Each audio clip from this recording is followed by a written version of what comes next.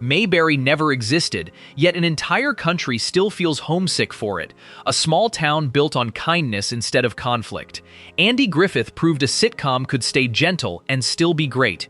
Here is where that cast is now. He made one of the most selfless creative decisions in sitcom history by refusing to be the funny one. As Sheriff Andy Taylor, the calm center of Mayberry for all 249 episodes, Andy Griffith deliberately played the straight man so that Barney and the rest of the town could shine, a choice that shaped the entire tone of the show. He was 34 when it premiered and 41 when it ended. And behind that steady screen presence was a man who had once punched a wall hard enough to break his hand while filming the ferocious drifter in A Face in the Crowd, proof that calm was a performance choice, not his natural temperament. His personal life carried real complications too.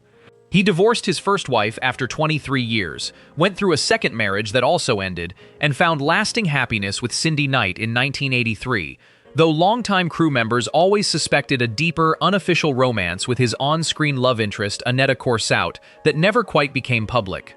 In 1983, he was struck by Guillain-Barré syndrome, leaving him temporarily paralyzed before a full recovery. He died in 2012 at 86, and 2026 marks what would have been his 100th birthday, with his hometown of Mount Airy planning a full centennial tribute to the man Mayberry was built around. Long before he became the nervous, self-important deputy Barney Fife, a performance that would eventually earn him 5 Emmy Awards, Don Knotts grew up in a house where his own father held a knife to his throat during episodes of paranoid schizophrenia, a childhood terror that quietly fed the anxious energy he later turned into comedy gold. He was 36 when the show began, and 40 when he left the main cast after 5 seasons, a departure driven by a Universal movie contract he had already signed based on Andy Griffith's original plan for a short run.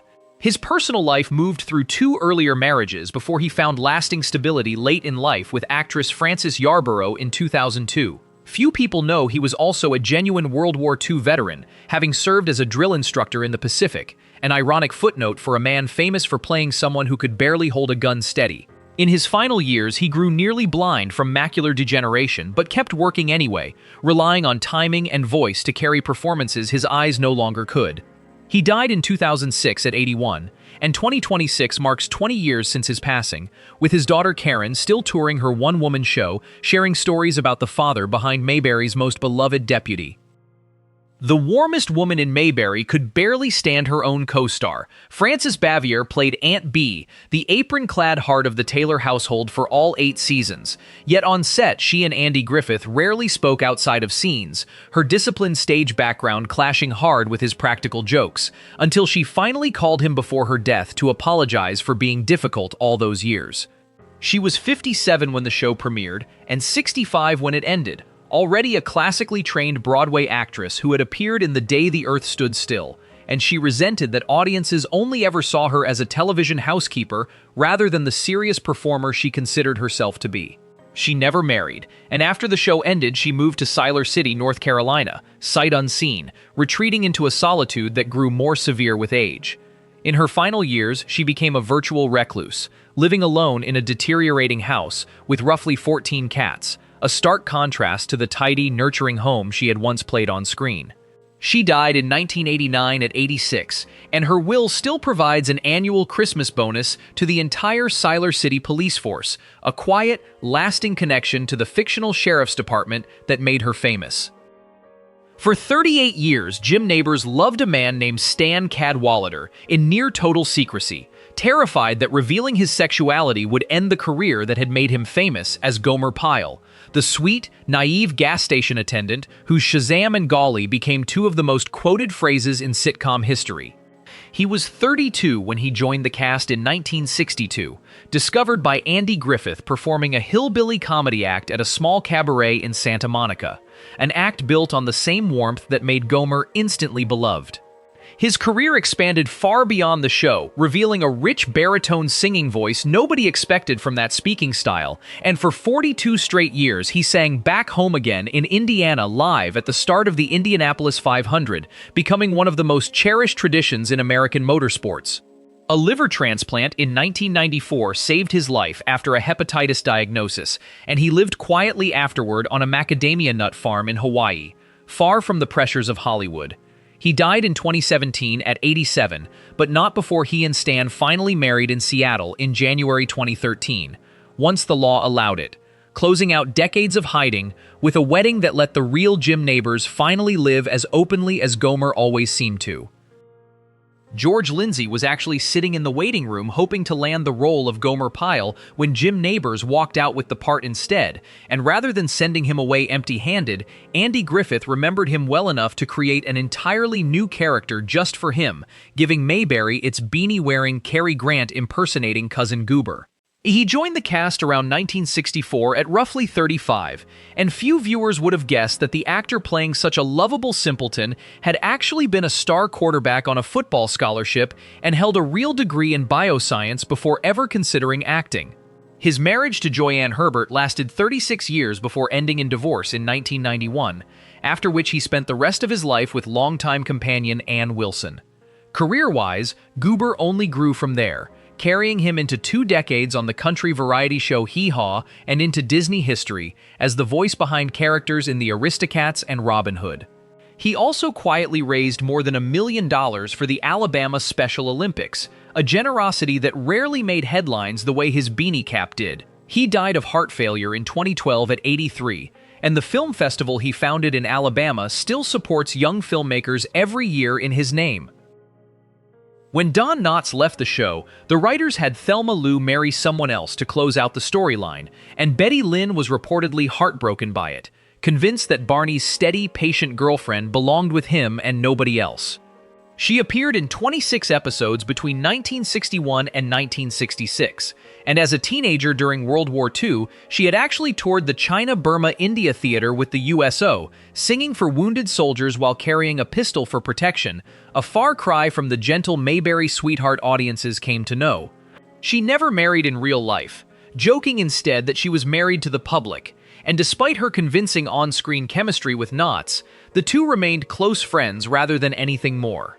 Decades later, the writers finally gave her the ending she always felt Thelma Lou deserved, marrying her to Barney in the 1986 reunion film Return to Mayberry. In a case of life-following fiction, she eventually moved to Mount Airy, North Carolina, the real town that inspired Mayberry, where she became something like an honorary citizen, regularly greeting fans at the Andy Griffith Museum. She died there in 2021 at 95, and the town still holds tributes to her every year during its Mayberry Days festival. Elvis Presley once called the McNear household personally asking to speak with Howard, and his son Kit hung up on the king of rock and roll twice before realizing the call was real. A strange footnote for a man best known as Floyd Lawson, Mayberry's chatty, absent-minded barber whose halting delivery made him one of the most distinctive characters the show ever produced. He was in his late 50s when the series began, already a respected radio actor who had voiced Doc Adams on the original Gunsmoke, a far more dramatic register than the gentle confusion he brought to Floyd. Around 1963, a massive stroke left the left side of his body paralyzed, and rather than write him off the show, Andy Griffith personally asked him to return, with the crew quietly building him a chair and positioning him to hide his disability while he worked. His halting, spaced-out delivery, often praised as inspired comedic timing, was in part simply the sound of a man struggling to speak clearly after his stroke. He remained married to his wife Helen from 1935 until his death, and he finally had to leave the show in 1967 when the physical demands became too much.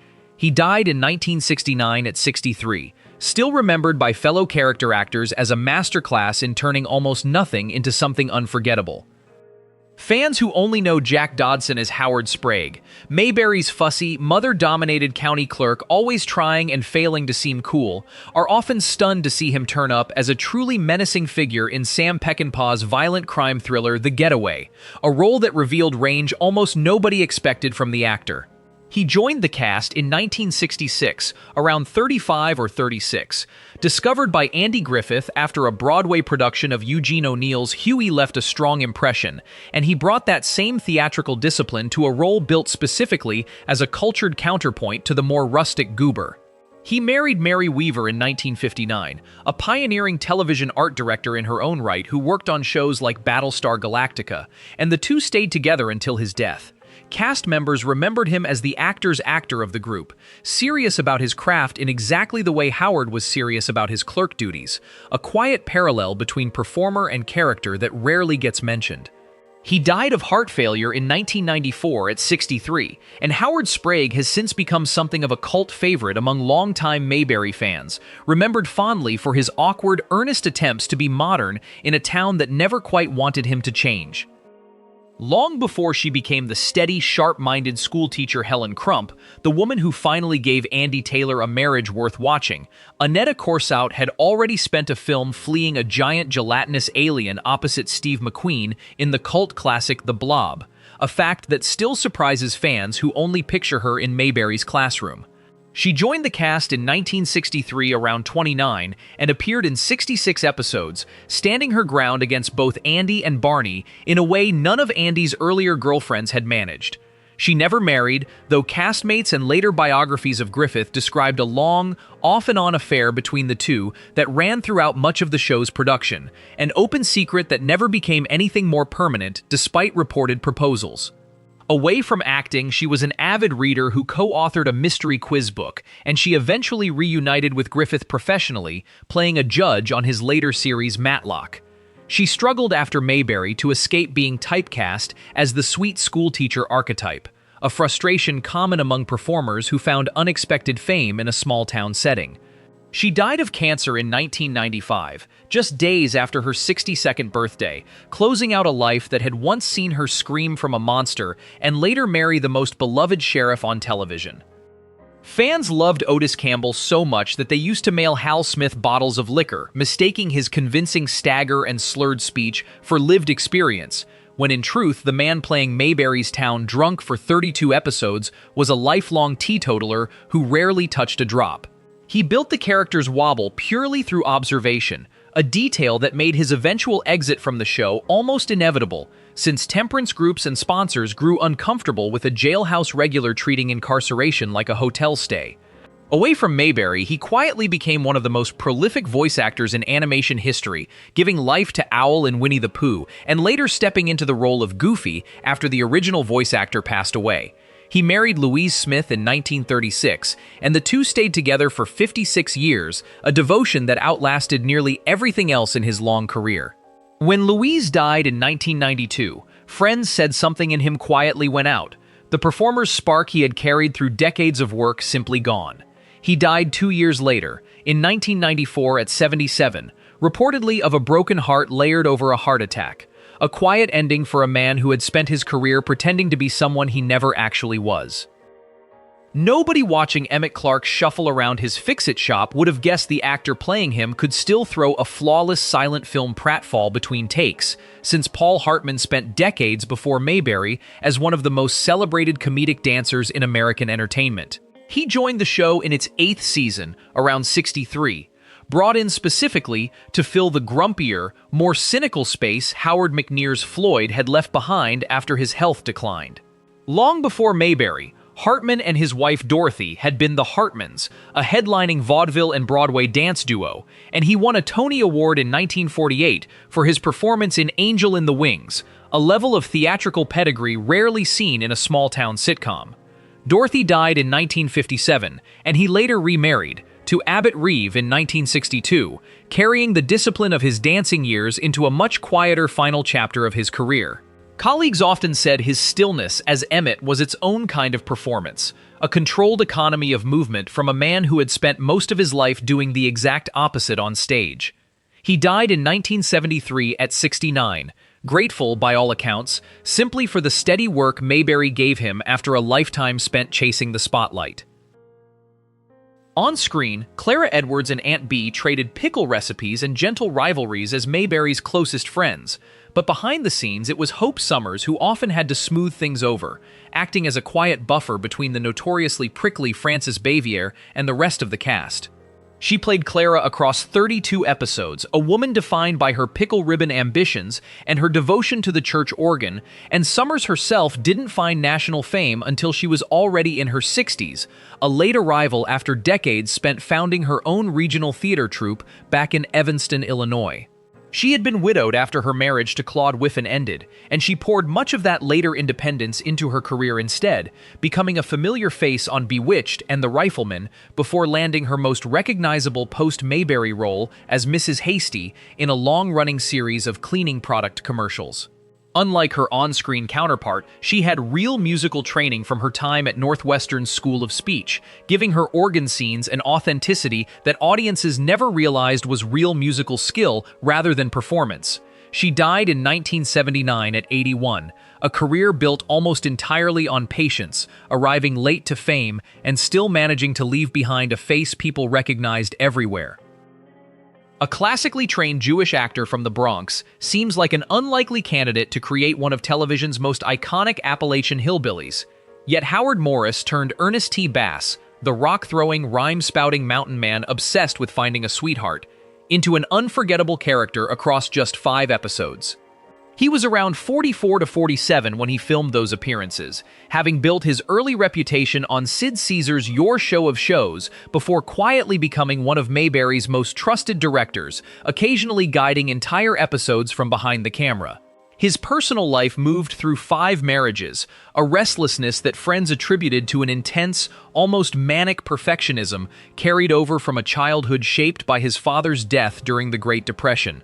That same drive fueled a directing career far beyond Mayberry, including Doris Day's final film and pilot episodes for shows like Get Smart, alongside decades of voice work as Jughead Jones and the jet-puffed Marshmallow Man. He developed Ernest T. His hyena laugh and step and slide walk entirely on his own, a piece of physical comedy so precise it outlived nearly everything else on the show's run. He died in 2005 at 85, having spent barely half an hour of screen time across 8 years but leaving behind one of the most quoted characters Mayberry ever produced. Most actors spend their 60s winding a career down, but Burt Mustin didn't even begin his professional acting career until he turned 67. And by the time he was playing Judd Fletcher, the harmonica-playing town elder who spent his days bickering good-naturedly on a bench outside the courthouse, he had already lived several entire lifetimes as a car salesman and an engineer. He was somewhere between 77 and 82 during his 14 episodes, discovered almost by accident when director William Wyler happened to catch him performing in a local play and cast him in Detective Story. His marriage to Frances Robina Hogue lasted 54 years until her death in 1969, and he never remarried, choosing instead to pour his remaining energy entirely into work that most people his age would have long since abandoned. Crew members remembered him as having more stamina than actors decades younger, often playing harmonica between takes just to keep the set entertained, a habit that eventually turned his usual spot into what everyone unofficially called Burt's Bench. He went on to become Hollywood's go-to elderly character actor, appearing in All in the Family and Sanford and Son well into his final years. He died in 1977 at 92, proof that a career can begin exactly when everyone else assumes it should end. Walking away from a steady, high-paying role was almost unheard of in early 1960s television. Yet Elinor Donahue asked to be released from her contract as Ellie Walker, Mayberry's progressive lady druggist and Andy's first real love interest, after just 1 season, choosing her own well-being over continued fame. She was only 23 at the time, though she had already spent nearly 2 decades working non-stop since childhood, having become the primary breadwinner for her family as a young performer alongside stars like Elizabeth Taylor, before finding household fame as Betty Anderson on Father Knows Best. That exhaustion, paired with what she has described as a lack of chemistry with Andy Griffith, pushed her to prioritize her own health over the security of a 3-year deal, a remarkably self-aware choice for someone still in her early 20s. Her personal life later found firmer footing through 3 marriages, including a long and happy one to television producer Harry Ackerman that lasted until his death in 1991 and gave her 4 sons. She continued working steadily for decades afterward, from The Odd Couple to Days of Our Lives to a memorable turn on Star Trek. Now 89, she remains one of the last surviving members of the show's very first season, still appearing occasionally at nostalgia conventions to share what Mayberry looked like before it became legend. In the show's famous opening credits, 6-year-old Ron Howard couldn't throw his fishing rock far enough to make a proper splash, so a prop man hid behind a bush and threw a larger rock at the same moment, creating the image millions would come to associate with Opie Taylor and Mayberry itself. He appeared in the role for all 8 seasons, and the show quietly became a family affair, since his real parents, Rance and Gene Spiegel Howard, both acted on the series, alongside his younger brother Clint, who played a boy with a memorable sandwich in one episode. Andy Griffith treated him like a second father on set, encouraging him to contribute ideas to scripts, a mentorship that planted the earliest seeds of his eventual pivot into directing. That transition wasn't instant or easy, since escaping the clean-cut Opie image meant deliberately chasing gritty, complicated projects once he moved behind the camera, eventually earning him an Academy Award for A Beautiful Mind. He married his high school sweetheart Cheryl Alley in 1975, and more than 50 years later they remained together, raising 4 children, including Bryce Dallas Howard. Now 72, he continues directing major projects through Imagine Entertainment, frequently appearing at industry events alongside the daughter who grew up watching Mayberry's most famous child star become one of Hollywood's most respected filmmakers. The Darling Boys never spoke a single word across their entire run on the show, communicating only through nods and music, and Rodney Dillard has said the real challenge was staying stone-faced, while his fellow actors tried every trick they could think of to make the silent brothers crack up mid-take. He was in his early 20s when he and his real-life band, the Dillards, brought authentic bluegrass to national television for the first time, insisting on playing every instrument live rather than lip-syncing, a choice almost unheard of on 1960s television. That commitment to the real thing helped the Dillards go on to influence the entire country rock movement, shaping bands like the Byrds and the Eagles in ways still cited by music historians today. His brother and longtime bandmate Doug died in 2012, leaving Rodney as the primary keeper of a musical legacy the two had built together since childhood in Salem, Missouri. He married Beverly Cotton, herself a skilled banjo player and clawhammer dancer, and the two still perform together as a duo. Now 84, he continues touring the Bluegrass Festival circuit, often blending music with stories from the Mayberry set in shows fans have come to call Mayberry Memories, keeping the Darlings' quiet, musical spirit alive more than half a century later. Andy Griffith reportedly got teary-eyed every time Maggie Peterson sang one of the show's slower mountain ballads, since her rendition of It Ain't No Use as Charlene Darling remains one of the most requested clips from the entire series, a haunting voice wrapped around a character famous for her innocent crush on Pa's friend. She was in her early 20s during her 5 episodes, having grown up performing with her family's singing group before Capitol Records discovered them, and her chemistry with the Dillards on those recordings was so natural that fans still assume she was actually part of their family rather than a hired actress. She later married jazz bassist Gus Mancuso in 1968, and the two built a life together that lasted 53 years, eventually settling into a quieter second career when she became a respected Nevada film location scout, helping bring major Hollywood productions to the state for decades. When Gus died in 2021, those close to her said she seemed to lose her fight along with him, her health declining rapidly in the months that followed. She died just 6 months later, in 2022 at 81, closing out a life where the mountain girl who once sang for Sheriff Taylor and the jazz musician she loved for over half a century turned out to be inseparable even at the very end. Mayberry never had a crime worth locking anyone up for. Which resident would you most want as a neighbor? Subscribe for more from Classic Hollywood.